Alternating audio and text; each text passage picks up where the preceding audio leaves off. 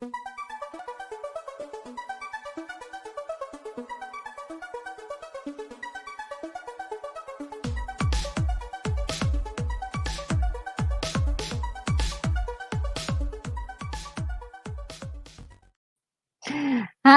it's Retro Nerd Girl, and I'm broadcasting live from the International Science Fiction Space Station. And guys, I have a wonderful movie for you.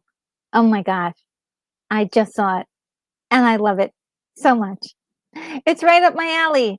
Ah, This Island Earth, 1955. Guys, I know that this is a movie that has been mocked. It has been flogged. It has been ridiculed. But I love it. I love it. Oh my gosh, this is what I'm talking about. Why is it that I love this movie so much and it gets a lot of flack? It got roasted, of course, by the Mystery Science Theater guys. And yeah, I respect those guys a lot. I think they really have done a lot to get movies like this in the eyes of people to see. I don't know like if it means anything, but for me, I love this movie so much. I really do. I will explain myself. I shall explain myself. There's some really cool stuff happening in this. In the underbelly of the story, there's actually a much deeper tale, and I'm here for it. I really am. There's moments of this that remind me of Star Trek. And I know like people are probably going to be like Star Trek. This is definitely not Star Trek. But there are like moments, not to try to compare this to anything or to compare Star Trek to anything, but Star Trek was the one place where they were trying to do something with special effects that had not been done before. They used miniatures, they used every little thing that they could use to create this science fiction visuals. There's a lot of effort in this. And I recognize that effort. For 1955, the stuff that's in here is pretty darn good. I'm sorry, I'm not of the way of looking at something old and making fun of it and saying, "Oh, look at those cardboard cutouts of whatever." I'm like, "This is great stuff. This is great stuff."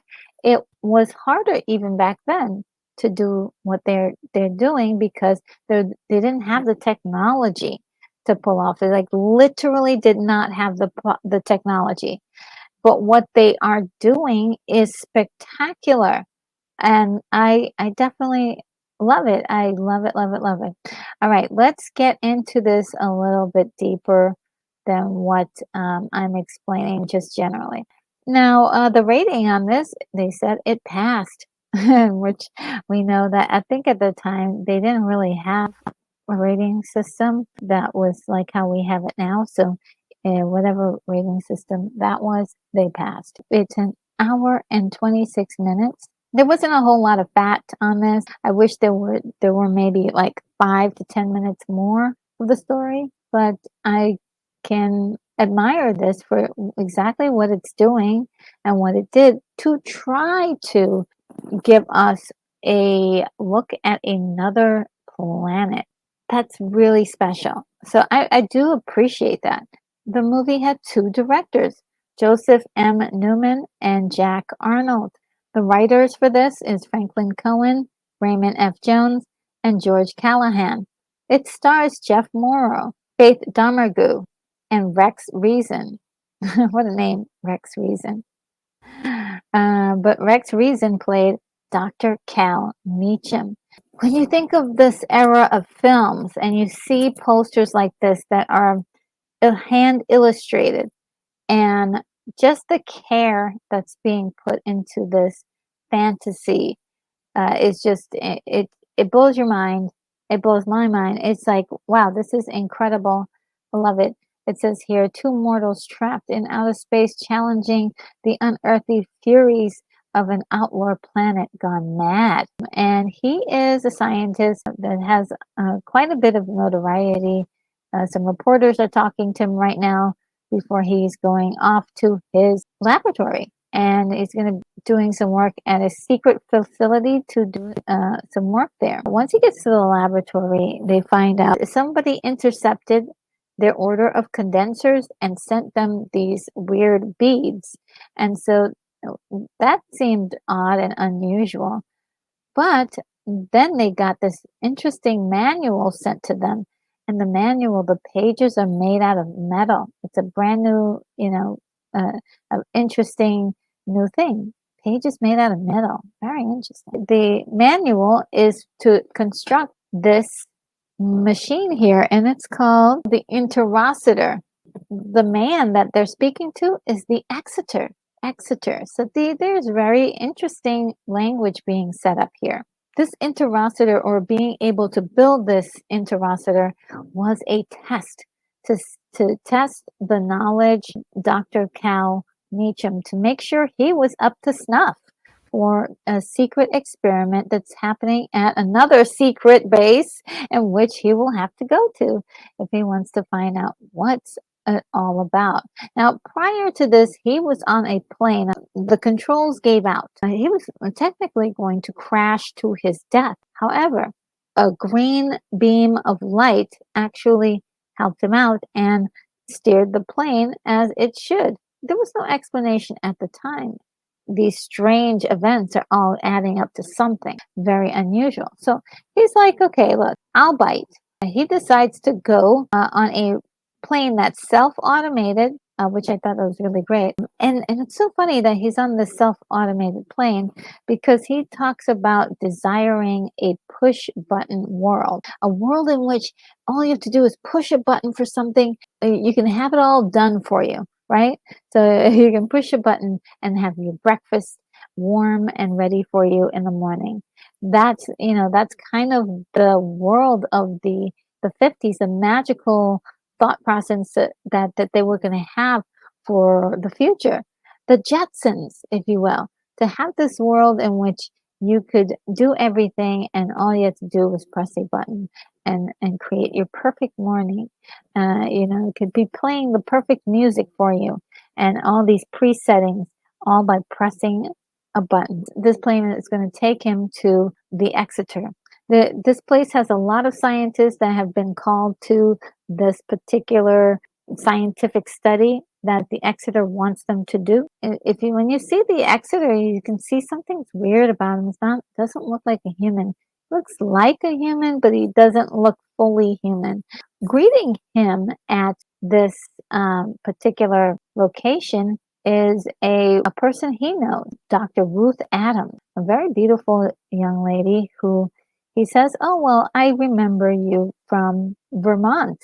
We hung out. They maybe had a crush on each other or spent some time with each other, and they liked each other." But she pretends that she doesn't know him. She's like, "Oh, I don't know who you are." And he's really hurt by this. He is very, very hurt by this. She knows that they're being watched or something. She doesn't want to reveal everything to these people that are running the program. Dr. Meacham has not caught on with it just yet, and so he's completely perplexed, just like the rest of us. We're like, okay, what's going on? He remembers, and she doesn't. What's happening here? Did they wipe her memory? we're trying to come up with different ideas. But here's the Exeter. Looks like almost like a normal person, but just there's a slight difference. Higher forehead and this very striking white hair. So I thought the makeup too wasn't bad. I don't think it was terrible. I did feel like it would have been really cool if they made them look even more alien than just a few things here and there. It's what was needed at the time for the scene. And so there on his interocitor in his office, he gets a call, and so he rushes these guys out of the room. When he gets his call, it is from the head office on his planet, Metaluna. He's behind schedule, and they're, of course, asking him about how things are going. Secretly, these three guys are meeting up together, trying to figure out what's going on, and they share ideas. They're all unfortunately, they're being watched, but it is they are trying to figure out what's happening. These aliens are trying to get them to work on different scientific projects, and they don't reveal just yet what it's for. But it is to collect more uranium. They need a lot, massive amounts of uranium in order to keep their planet safe. But they're running out of uranium very, very fast. And so these guys are on the, those foreheads, they're just too disturbing. They are on a mission to get this information fast and save their planet. So they are making decisions that are very cruel to the humans. Now, they have decided to scrap the project that they're doing, but they only need two humans, and that is Dr. Meacham and Dr. Adams, and pretty much kill every single person. This character, his name is Brack, and he's kind of like the one that executes all the bad stuff, right? So he's shooting all the cannons and lasers, and he's the one who's probably the most fierce as far as like, yeah, we can't show any mercy to the humans. And then we have the flying saucer, which is, not a unique design of any kind, but it's interesting the way they are using it in this. And I did love this. I love all of this. I was like, oh, we're getting real aliens and real alien abductions. At some point, Adams and Meacham are trying to get away in a plane, and unfortunately, they get captured by the alien saucer. It's actually pretty cool how they have things all set up here. Very rudimentary, though, but it is, again, 1955. The two scientists discover this area here, this part of the spaceship, in which they are acclimating the aliens to the expected environment they will be experiencing when they reach their home world. So everybody has to do this. And so there's planet Earth there that's in their viewfinder, moving further and further away from it. Now these guys, the two scientists, get their modifications as well, and they did quite a good job of doing the animation. It is very rudimentary. I enjoyed it quite a bit. I thought it was really cute. One thing I have to say is that this is a movie that could easily be updated. I don't see why not. I don't see why not. And here we have the female of the species. They did offer pretty cool visuals, I think.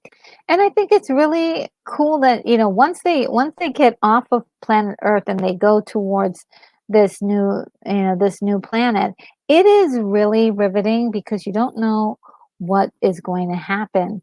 And it keeps increasing the stakes slowly but surely. And so once they get to the planet, it's a mess.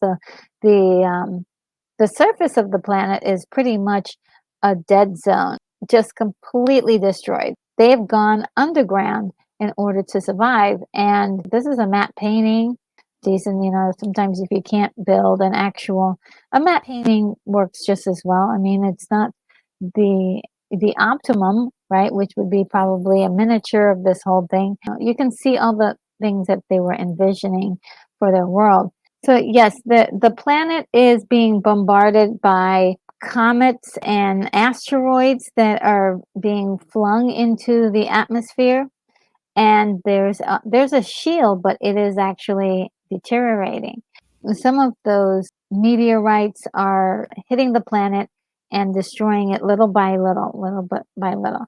And it is being attacked by a group called the Zagon. I'm not sure why they're attacking, but they're just doing it. They're just destroying this poor planet. Yeah, they never explain why they're in a war with the Zagons, but it seems to be something that they can't seem to get out of it. And they were also hoping to send a whole bunch of their kind to Earth to take over. And for some reason, they they didn't have enough uranium to keep up with the battle, and they're losing that battle very, very quickly. The Exeter take the human scientists to see the leader, and leader is so mean. He is so mean. And he doesn't really, like, acknowledge the humans as worthwhile. He also says, "Hey, we they have a device that can remove the free will of a human being." They don't really value the human beings with wiped memories very well because there's something wrong with them. They're not, like, actually as good as having a human being with a free will. But if they have to, they said that that's what something that they would do. So imagine them coming to Earth and getting a whole bunch of humans and turning them into pretty much zombies. They'll do anything that they want them to, have no free will of their own. It becomes a nightmare. This is a nightmare scenario we don't want. So the humans push back on this. This was a cool idea, and I think they tried to come up with something to really depict this other world, and it looks pretty good for a 1955. Not something you would probably tolerate any time other than that. Visuals like this is kind of why this kind of reminds me of Star Trek so much. But because they are not willing to go along with the plan, this creature here is dispatched. He's like, they call him a mutant, and so it's a slave basically that acts as a bodyguard. He's very relentless. He's like almost like the Terminator. There's no reason for him to still fight and or still press on, and he still tries to get these guys. So it's a tough fight. At first, you think that okay, he's going to listen to the Exeter. That's no good. He wounds the Exeter. Now they managed to get back on the ship, but the creature shows up, and it's really frightening because the rest of them are kind of locked in place while they watch Dr. Adams get attacked, and she's really pretty much helpless. Now this still here was not in the movie, but it made its rounds in the promotion.